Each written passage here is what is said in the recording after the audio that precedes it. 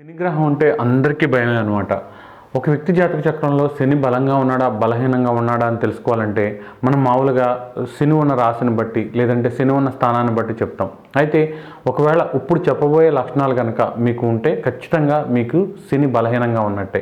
ఎవరి జాతక చక్రంలో అయితే శని పాపస్థితిలో లేదా బలహీనంగా ఉంటాడో వాళ్ళ ఇంట్లో ఎక్కువగా ఏదో ఒకటి కాలిపోవడం అనమాట. ఫైరు మాడిపోవడం, కాలిపోవడం ఇలాంటివి ఎక్కువగా జరుగుతూ ఉంటాయి. లేకపోతే విద్యుత్ ప్రమాదాలు కూడా వీళ్ళు ఉన్న చోట్ల ఎక్కువగా జరుగుతూ ఉంటాయి. షార్ట్ సర్క్యూట్ అవడం ఇలాంటివి రిపీటెడ్గా జరుగుతూ ఉంటాయి.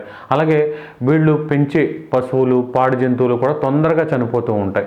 అలాగే విచిత్రంగా వీళ్ళకి కనుబొమ్మల వెంట్రుకలు రాలిపోతూ ఉంటాయన్నమాట. దీంతోపాటు వాళ్ళ ఇంట్లో ఎక్కువగా చీమలు ఎక్కడ పడితే అక్కడ కనిపిస్తాం, సాలెగూళ్ళు ఒక వారానికి క్లీన్ చేసినా సరే బాత్రూంలో కానివ్వండి, వీళ్ళు గదుల్లో కానివ్వండి సాలెగూళ్ళు ఎక్కువగా కట్టేస్తూ ఉంటాయన్నమాట. అలాగే దీంతోపాటు ఏదో ఒక కీటకాలు అవి మన ఇంటికి దూరం మనం ఎంత క్లాస్ ఇంట్లో ఉన్నా ఏదో కీటకాలు ఎక్కువగానే ఇంట్లో కనిపిస్తూ ఉంటాయన్నమాట. వీళ్ళకి చిన్న వయసులోనే పూర్తిగా బట్టతలు వచ్చేసే అవకాశం ఎక్కువగా ఉంటుంది. వీళ్ళకి నిరాశావాదం ఎక్కువగా ఉంటుంది. తరచూ ఏదో ఒక అనారోగ్య సమస్యలతో బాధపడుతూనే ఉంటారు. ఎప్పుడూ కూడా బద్ధకం అనేది విపరీతంగా ఉండడం, ఏ పని మీద వీళ్ళు వెళ్ళినా సరే అది కోర్టులో వాయిదా పడినట్టు 10 రోజులు వాయిదా పడుతుంది.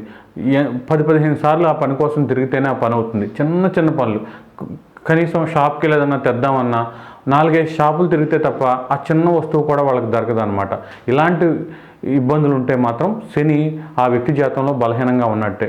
ఖచ్చితంగా వీళ్ళు ఆవు పాలు మాత్రమే తాగాలి, గేదె పాలు అస్సలు వాడకూడదు. ముఖ్యంగా వీళ్ళు గుడ్డి వాళ్ళకి అందుల ఆశ్రమాలు ఉంటాయి కదా, అక్కడ ఏమన్నా దానాలు చేయడం, తినడానికి పళ్ళు, ఆహారానికి సంబంధించిన వస్తువులు ఇస్తే శని బలపడి మంచి ఫలితాలు వస్తాయి.